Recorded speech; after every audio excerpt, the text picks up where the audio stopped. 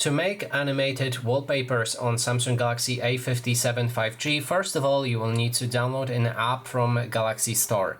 Look for the Good Luck app right here on the Galaxy Store and then open it when it's downloaded.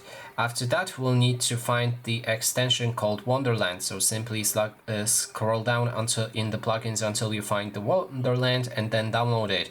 After it's downloaded, you can create your own moving wallpaper.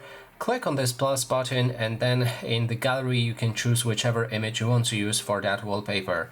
Then click on this plus button in the bottom right corner and apply any layer that you like. Preferably we can go for particle presets and then choose something like the heavy snow. Now when we have that effect added, we can adjust the settings for it also right here and preview it. After we're done, we can click on save, and that way we can set it as our wallpaper and we'll get the animated wallpapers. And that is basically everything. Thanks so much for watching.